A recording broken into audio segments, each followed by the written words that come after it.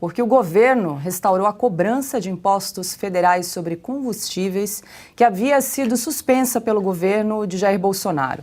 A decisão foi tomada por Lula depois de reuniões ontem e hoje com os ministros de Minas e Energia, Alexandre Silveira, e da Fazenda, Fernando Haddad.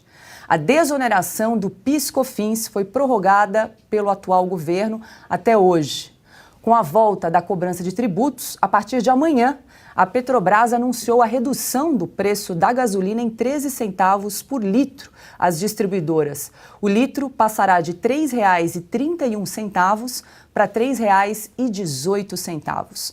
Assunto agora para Gustavo Segré. Segré, o que a gente tem de concreto agora, né? Primeiro, o governo, então, em reuniões com o ministro da Fazenda, com o presidente também da Petrobras, Jean Paul Prates, e também com o presidente Lula, decidiram voltar à cobrança dos impostos federais. E hoje, estava todo mundo esperando aí um aumento dos combustíveis, no preço dos combustíveis, a Petrobras anuncia uma redução no preço da gasolina e do diesel. O que o consumidor pode esperar aí dessa composição, né? Loucura, Paula, porque seria mais ou menos: eu te dou com a mão direita e te tiro com a mão esquerda. Te coloco mais impostos com uma mão e tento compensar com uma diminuição no preço da Petrobras para distribuidoras, que não será o suficiente para equilibrar as contas. De alguma maneira, da forma indireta da economia, seria como se impostos fossem pagos pela Petrobras, porque ele está diminuindo o preço de venda para compensar uma oneração maior nos impostos. Ontem mesmo, eu fiz um comentário que mostrava que quando você tem que tirar um benefício, faça logo, não faça em parcelas. E hoje, conversando com alguns empresários do setor logístico, eles me comentaram que já começa a percepção de uma nova forma de inflação. Lembrando que as inflações são geradas basicamente por três motivos: aumento da demanda, que não acompanha a oferta, então tem muita gente que demanda um produto, não acompanha a oferta, aumenta o preço. Aumento do custo de produção. Os empresários, então, como aumentam os insumos, ele tem que aumentar o preço de venda, logicamente sempre de acordo do mercado. A terceira seria um aumento por motivos de infraestrutura. Caiu uma ponte, teve greves num porto, e questões que são vinculadas não a insumos ou aumento de demanda, mas que impacta no preço ou no custo do produto. E tem essa nova, que é uma inflação muito recorrente na Argentina, que é por expectativa futura. Eu espero que o produto vai aumentar, então me antecipo a esse aumento e aumento o produto.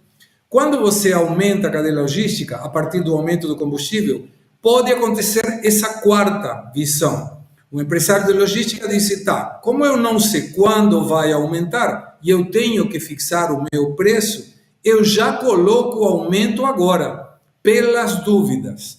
E é a pior de todas as inflações, Paula, porque é uma inflação de expectativa que pode não acontecer, mas que o consumidor termina pagando.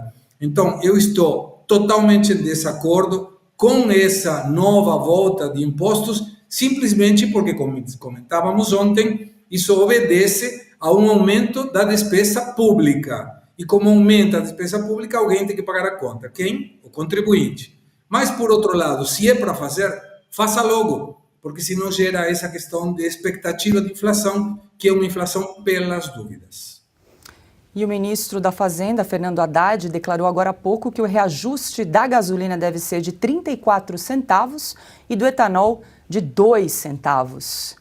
E aí, Ana, estamos acompanhando aí essa novela da desoneração, reoneração de combustíveis, aí desde o final do ano, essa discussão aí e essa guerra, né, entre a parte política e econômica desse governo.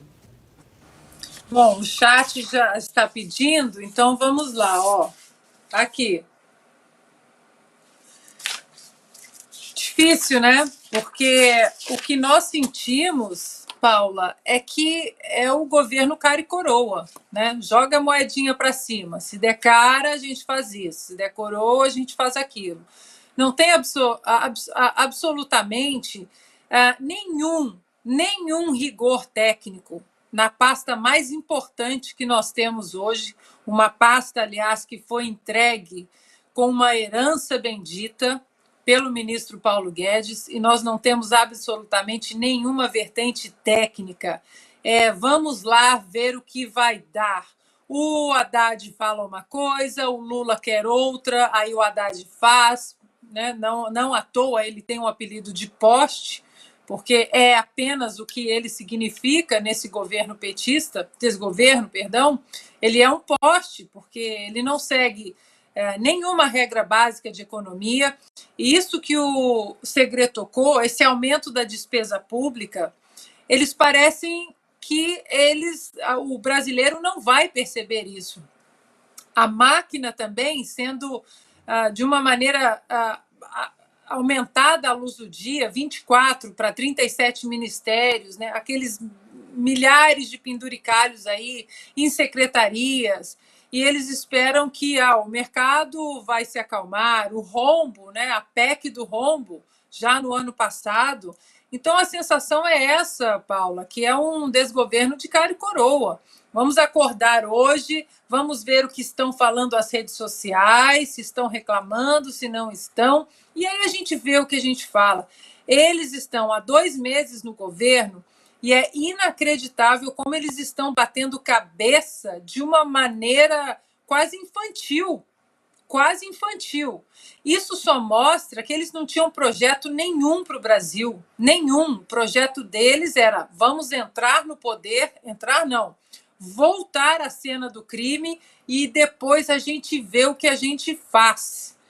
O objetivo era unicamente esse, porque tudo que eles falaram que iam fazer na campanha presidencial, o Lula está fazendo, na questão cultural, na questão do aborto, das escolas, da identidade, da linguagem neutra, tudo isso está acontecendo. Só que não custa lembrarmos que o então candidato Lula foi pressionado por vários setores, por eleitores, pela oposição. Quem será o seu ministro da Economia? Quais são as plataformas econômicas do seu governo? E isso nunca foi respondido. Então, a surpresa quando o Armínio Fraga, o Henrique Meirelles, todos eles agora se acham, né, se encontram aí numa bolha de nossa, estamos chocados e surpresos, quando eles sabiam muito bem que quem não fala, quem não mostra, não coloca em pratos limpos os projetos, principalmente econômicos para uma nação, a gente tem que, pelo menos, né, ficar com a pulga atrás da orelha.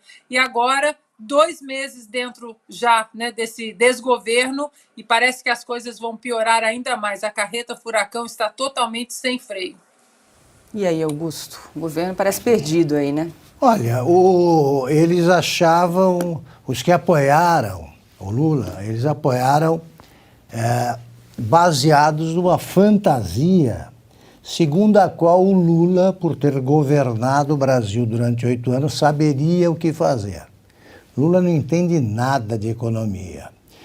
E que também saberia indicar o seu ministro da Fazenda. Indicou o Haddad, que também não entende nada de economia. Então não há nem o que criticar. Esses que fizeram o L agora estão insatisfeitos. Eles continuam sem saber o que criticar, porque não existe o ministro da Fazenda e o Lula não fixou nenhum tipo de política econômica. Não há o que criticar, não sabe. Ninguém sabe o que vai acontecer, porque no Brasil ela é decidida, a política econômica, a cada dia. Aparece um problema, eles veem o que é que nós vamos fazer com isso. O Lula, que foi eleito segundo essa frente ampla para unificar o país, ele não está conseguindo unificar sequer a seita que sempre teve no Lula o seu único Deus. O PT, nessa reunião que discutiu os preços, os tributos que incidem sobre a Petrobras, sobre combustíveis, o que fazer com os preços, dessa reunião participaram o presidente da Petrobras, filiado ao PT, o Haddad, filiado ao PT, o Lula, dono do PT, e eles não se entenderam. A Gleisi é contra, presidente do PT, Gleisi Hoffmann, é contra a volta dos impostos. E ponto final. Não explica por quê. Nada, ela é contra. Também presidente do PT. Resta saber o que pensa a Janja. A Janja é a única agora que tem voz ali no governo neste momento e não se pronunciou. Então é nessa situação em que o Brasil se encontra. Perfeito. E só uma correção, o reajuste da gasolina deve ser de 47 centavos e não de 34 centavos, como a gente disse há pouco. E do etanol será então de 2 centavos. É isso que a gente vai aguardar aí para as cenas dos próximos. Né? Falta a Dilma para calcular. 13 para 7, tá? Quanto é que foi a diferença? Agora, o curioso também é como a imprensa vem se comportando em relação a isso. Né? A mesma imprensa que, olha, criticou o Bolsonaro e o governo dele por cortar impostos, essa imprensa, a mesma imprensa, eu não vou citar nomes aqui não, o pessoal pode achar na internet, mas tem uma economista aí de um canal grande que o ano passado ela colocou o seguinte título num artigo dela: não subir preço dos combustíveis beneficia rico que tem carrão e aumenta a injustiça. Isso no governo do presidente Jair Bolsonaro. Essa semana ela escreveu o seguinte: cobrar imposto da gasolina é o melhor ponto de vista social, fiscal e ambiental. Eu jogo para vocês. Eu só fazer um comentário engraçado, é que eles querem culpar o Bolsonaro. Ainda? Foi o Bolsonaro que acabou com essa tributação. Ué, restabeleça. Se ele errou, né, ao mexer com os tributos, então, mexer nos tributos, é só restaurar a situação anterior. Não dá para culpar o Bolsonaro.